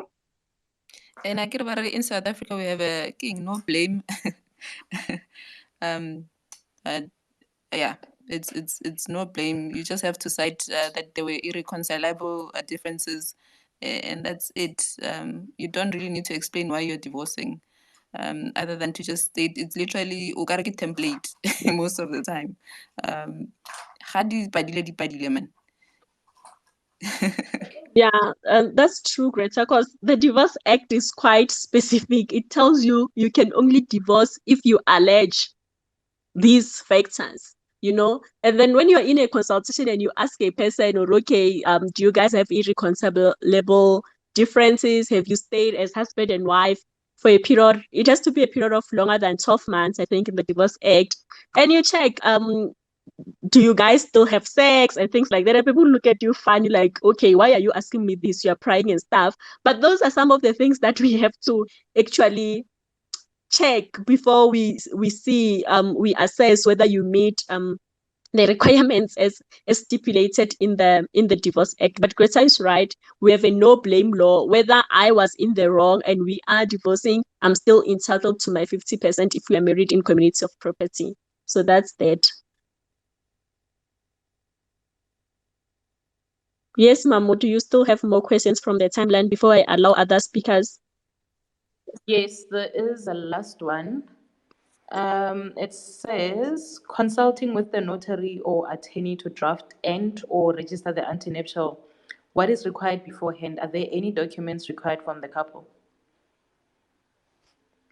No, there are no documents required. I think what the couple has to do is to talk amongst themselves first, because normally in consultations you'll be surprised. The other party doesn't even know why they are there. They are seeing the attorney, why the consultation. I think some of the things during your dating phase you need to speak about to suss out what your partner wants. Now give them Jolo advice. Sorry, but yeah, it's one of those where you just have to prepare yourself and then you go consult. And I think in order to have a fruitful consultation, it's when you have prepared your questions beforehand, so that you are able to actually get the benefit for your money. Well, Elon, you are graduating today. What do you want to say? I see your hand. Yeah, thank you. So a much more complex one just came in, right? So sorry, I just yeah. So what happens in a case where the marriage happens between a South African and a non-South African? Marriage was not done in SA, it was marriage in COP. Will SA courts recognize the marriages as COP in SA or not? Now both couples rather are living in SA and have accrued property and assets together. Can their divorce be handled in the SA courts? How will their property be shared? Close quote. What did I say in my opening? Please tackle this one. uh, I had a divorce last year. The parties were married in Botswana, and they are both the citizens of South Africa in this case. But then it doesn't matter. They divorced here in South Africa. South African courts will have a jurisdiction to dissolve that marriage. But then there's something that we call domicile in law. It means that the domicile follows the man, the husband. If then, let's say, the husband is domiciled or belongs or ordinarily resident, actually domicile belongs to Congo, and the parties get married in South Africa without entering into any anti-nuptial contract, and then in Congo, they want to divorce. Therefore, the laws of divorce of the marriage of Congo will apply in that case. So in my case, it happened that it was also alleged in the counterclaim by the wife that the husband is not actually domiciled in South Africa, it's domiciled in Swaziland. They wanted to bring the laws of Swaziland in South Africa, but we successfully objected to that. So the marriage was dissolved, and they entered into antenuptial contract anyway. So South African laws of matrimonial regime were applied by the High Court. I don't know if that makes sense. Yeah. That makes perfect sense. I actually, in my intro, since you're not here, was I did touch on it to say, you know, in as much as our default marriage is in community of property, other countries, their default marriage is out of community of property. So if you are to be married to a Nigerian husband, your marriage will automatically be out of community of property because, like Vus has said, in terms of marital things and divorce, the laws follows the husband. So I know feminists will be so angry, but yeah, that's how it is. There's nothing we can do about it currently. Yeah, that's that. Then your question will be from when there's a wife. That will be the biggest question. What happens then? Yeah, that's a good question because remember, our laws are slowly evolving, and then now we espouse, this definition of espouse has now been amended to include a wife and wife, same-sex partners essentially. So I don't know if one of them is from a different country, how it's going to be. It's going to be said, let's say one of the wives is from South Africa and the other wife is from Zimbabwe, because I know Zimbabwe also, their default marital regime is out of community of property. So there's a clash of the laws there. So I wonder what the jurisdiction will be, but then I can't answer that. I'll need to be paid properly for that. I will have to get counsel as well. Like we need to actually it's international law now involved. So it's a whole lot of things to take into consideration. And it's big money for us. We don't complain. It's money for us. And then we pay our bills, we live. Yeah, I'm going to allow Nongu. She's been here forever. I hope now she can actually hear us. I'm allowing Nongu to come in, and I see Advocate Dumi is here. I'm going to allow Advocate Dumi to join us. But then, Nongu, you can pose your question.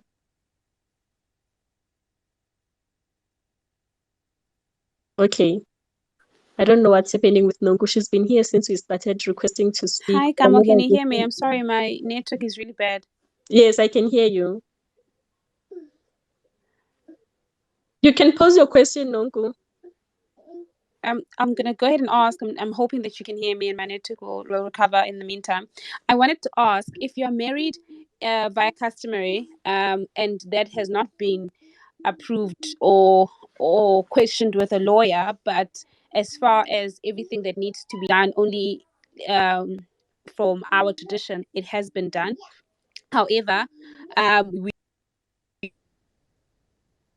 we have not lived like we are married at all. So any insurance questions or even living together, we haven't done. However, I wanted to understand from this space, understand that we are married in community of property now. So first question is, can we just go and now register an ANC without accrual? Because in the records, no one knows that we're married. Can we just do that? And then secondly, if we live the way we're living now, so we haven't registered the marriage at all, and one of us dies, is it possible for any debtors to collect their debts against the other partner? Or if the other partner decides to go and claim on the estate of the partner that has died, are they able to do that?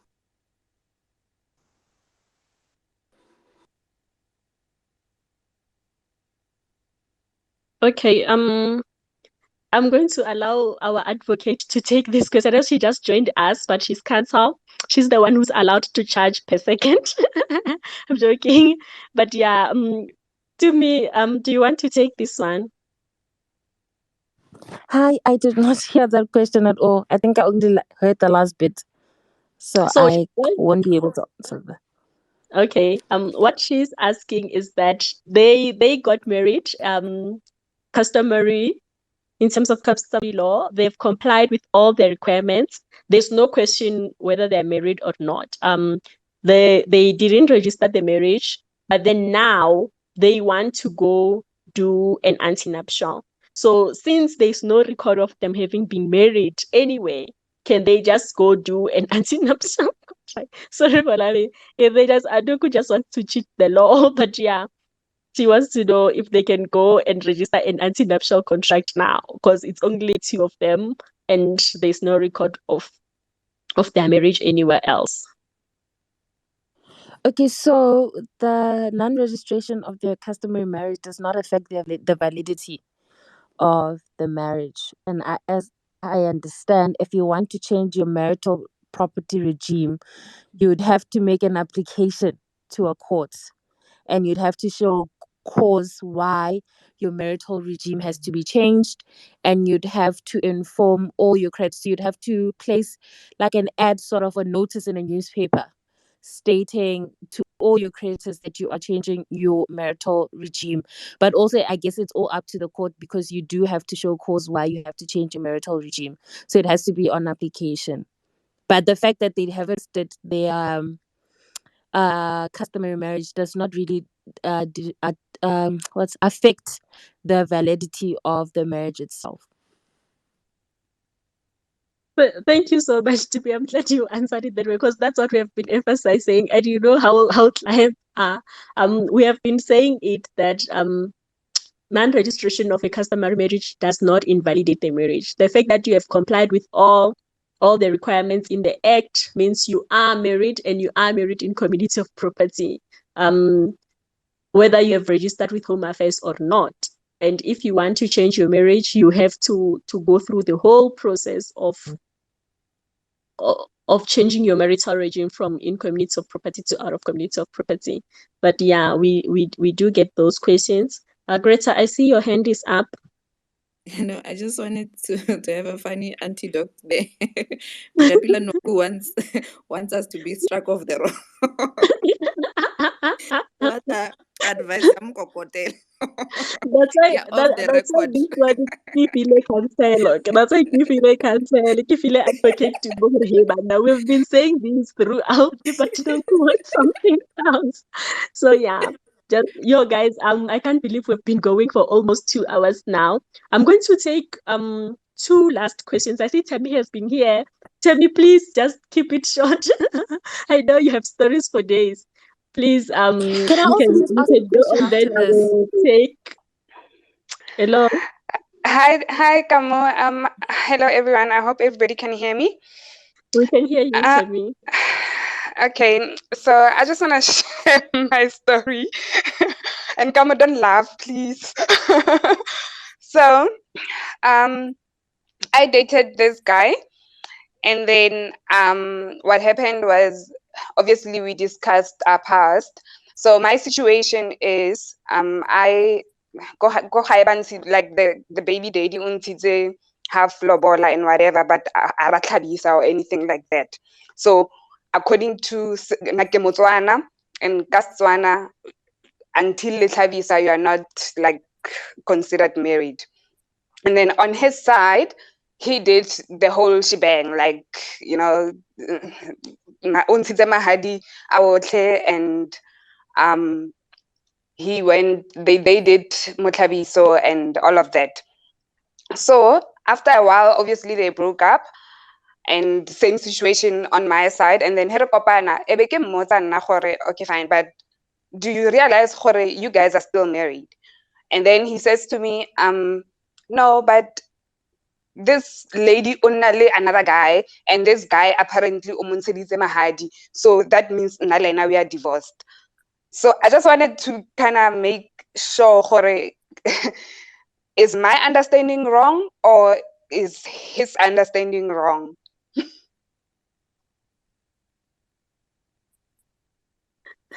I knew Tammy will come through with this. Can I clarify something? Is Bantite Mahadi?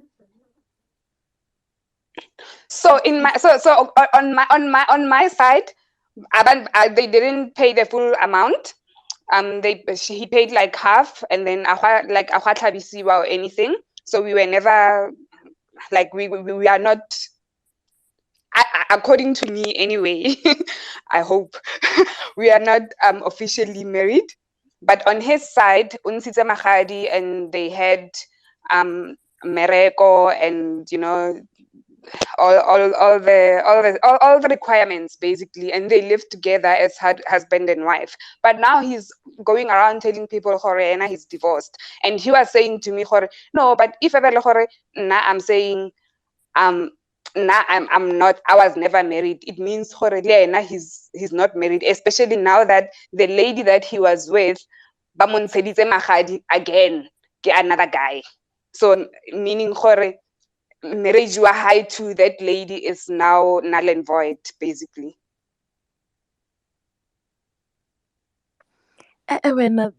So if Magadi and everything was done the way it's supposed to be done and everything is considered a marriage, the whole situation is considered a customary marriage, the only way they would dissolve of that marriage would be got divorce decree. So if he's married, he's done everything and fulfilled all the requirements for customary marriage and has never gotten a divorce decree from a court, then he's still married customarily to this girl. So I get tlhaloganya gore o ntsha yang magadi for somebody else, ngwanyana o le ene o ntshetswa yang magadi, if then ba sale married. Yeah, I think that was my issue, because I was like, you know what, look, clearly me and you are not gonna go anywhere, because according to me you are still married to this girl. And he was refusing just based on the fact that this girl now another guy o mo ntsheditse magadi. So I just wanted to clarify who's wrong between the two of us, because it's something that we argued about in the 1 year 8 months that we were together, and eventually we ended up anyway taking different ways, like re kgaogana and stuff. So but I wanted to just make sure is my understanding correct, despite the fact that his ex-wife ba mo ntsheditse magadi, he is still married. And on my case as well, the fact that because a ka tlhabisa, am I not then considered married? Okay, so yeah, Tumi, you can go. okay, and I ke botse gore go tlhabisa go raya goreng? Maybe if I understand that better. How re ha wa tlhabisa o raya yang? So ka Setswana, what happens is magadi after if motho wa tla wa kokota, which is what happened to me, and then afterwards they come back and they pay the rest of the amount, and then after mo gwa tlhabisiwa, meaning ho etsiwa mereko like wa motlhabiso, and then mereko wa motlhabiso how it's mereko wa motlhabiso how etsiwa is like basically the guy's family taking me and accepting me into the guy's family.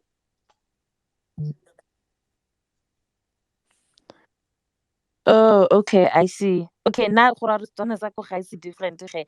I don't know if then that's the way Luna you practice your culture, then probably you'd say you fulfilled your cultural thing. I don't know, it becomes tricky now if Uri he's already fulfilled the cultural practices and cultural requirements with the other lady and has not officially legally dissolved that marriage. O ka kry-a re o ipoleletse gore because they haven't registered the customary marriage, therefore it's not valid. But remember, the act itself says the non-registration of the marriage does not affect the validity of the marriage. So Mhlomong, that's where his reasoning comes from the fact that we never registered this marriage, so it never really was a real marriage, and therefore I just can walk away. But if everything was done properly and all the customary requirements in terms of his culture and his customs were fulfilled, and same with the girl, then he would be considered obviously to have been customarily married, and the act says you would then have to dissolve it, get a divorce decree, a court order.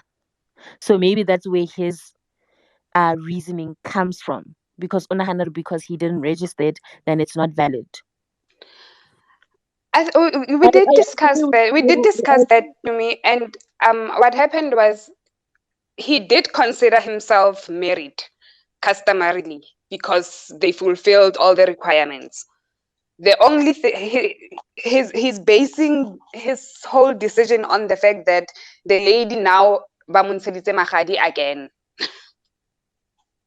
But the lady ever No, I understand that. is I no understand longer. that he would have to get Yeah. a divorce decree. Yes, yeah. Greta, I see your hand is up. Kamo, Tammy, but the way you're describing it, this guy is still married to that lady. And in order for him to not be, the fact that some other guy magadi does not dissolve that that prior customary marriage. So in fact, what that lady is doing now by even accepting that magadi out, it's not in accordance with the law. Okay, 'Cause that's what legally, I wanted to they understand, are because that's still also married. that's also how I understood it, and that's what I said to him at the time. Or just because somebody else owns this girl magadi doesn't mean now your marriage to her is now nullified. It doesn't, according to me, that's not how it works. So yeah. Anyway, can I just ask another question? So I have a friend. Tell me. No. Come here, Let's Emma give no, wait, Tammy. Let's give others a chance. And I've already announced I'm giving you one question because I know your stories are a lot. We're supposed to end at 10.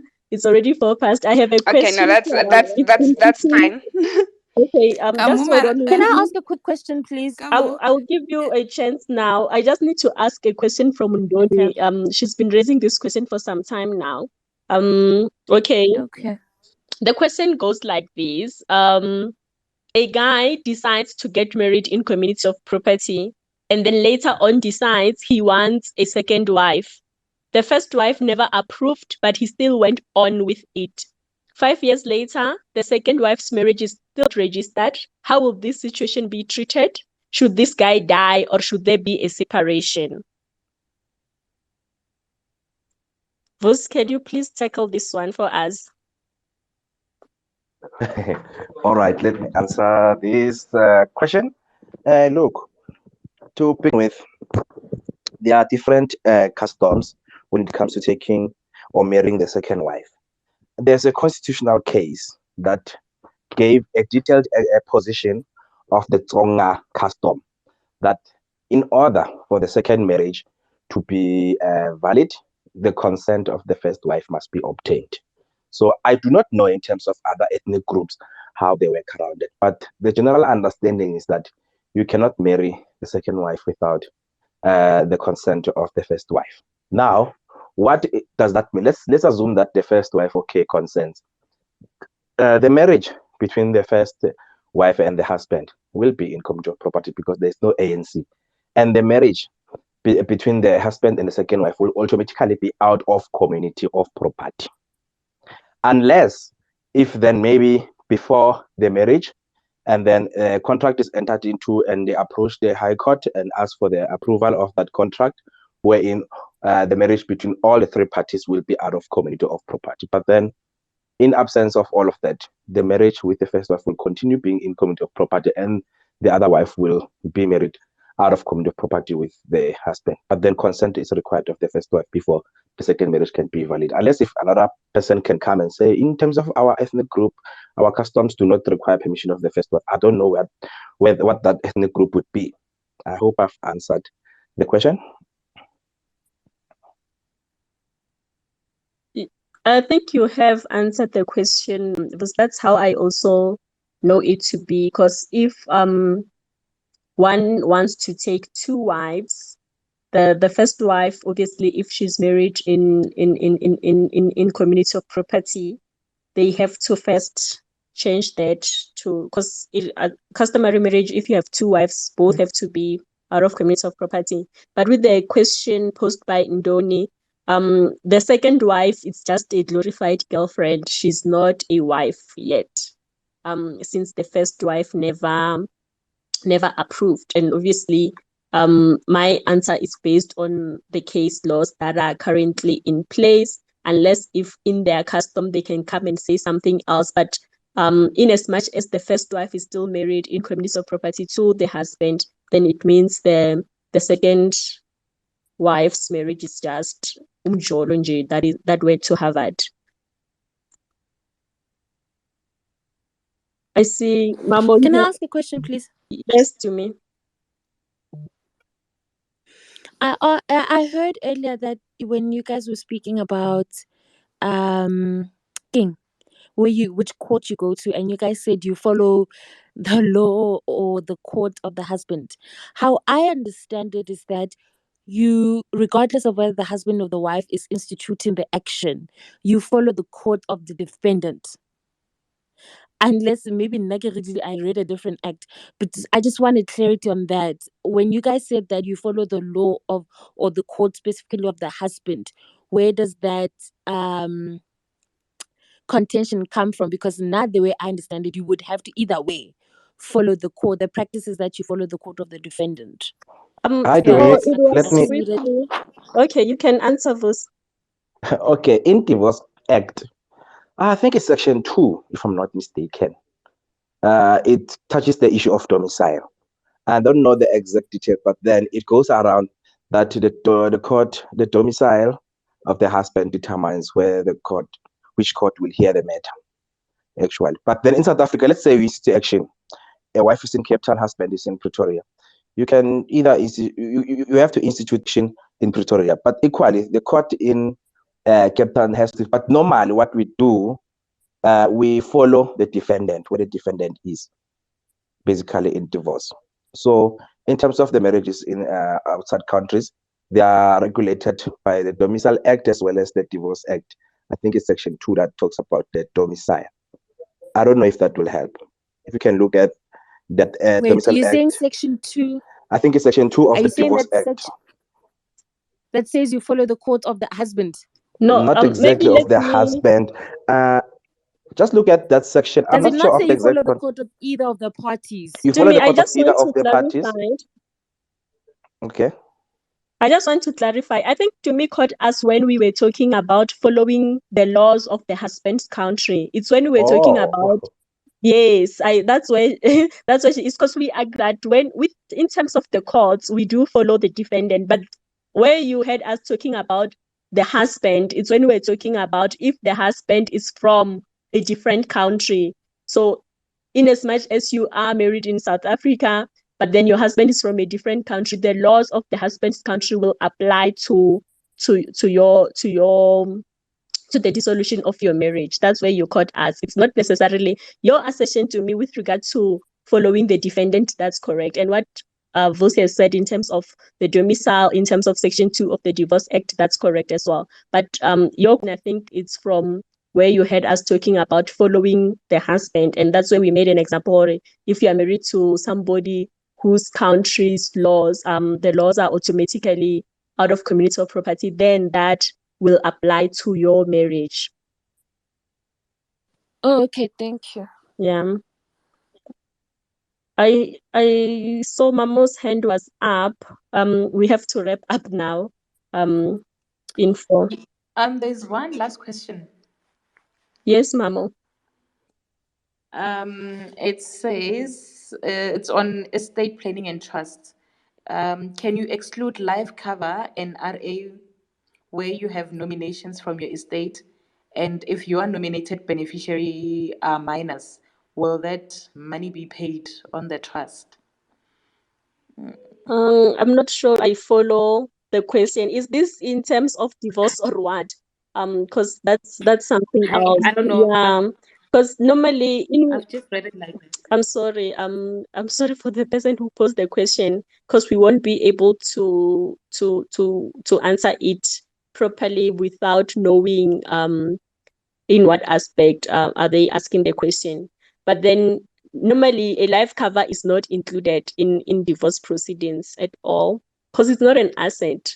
And a life cover is only payable on death.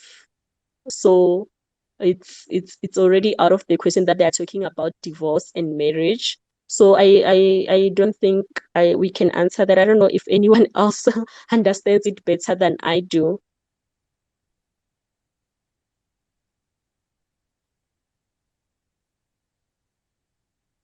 Okay. there are no takers. So yeah, the answer is that a life cover is payable on death. So obviously it won't form part of divorce. I think that's whoever asked the question can maybe DM me or ask on the timeline, just clarifying what they actually wanted to ask, and whether they want to know if it that applies in terms of divorces or what.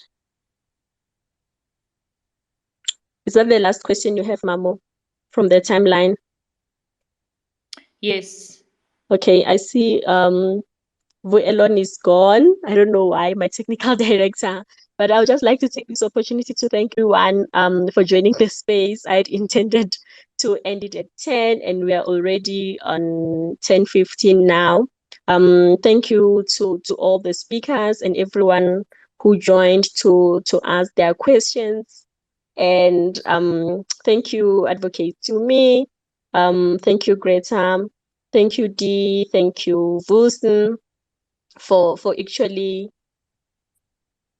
gracing us with your time and sharing your knowledge with us. I know that legal services are so expensive, and you don't willingly share for free, but you did make an exception for us in this space. I'm grateful that you joined, and thank you, Mamo, for holding my hand. This was my first space, guys. I was so nervous. I I sent Mama a text during the day. I'm like, Mama, I don't know what to do. But then yeah, she she calmed me down. And thank you so much. Elon, thank you so much for carrying my hand through this. And thank you so much for everyone who came to listen.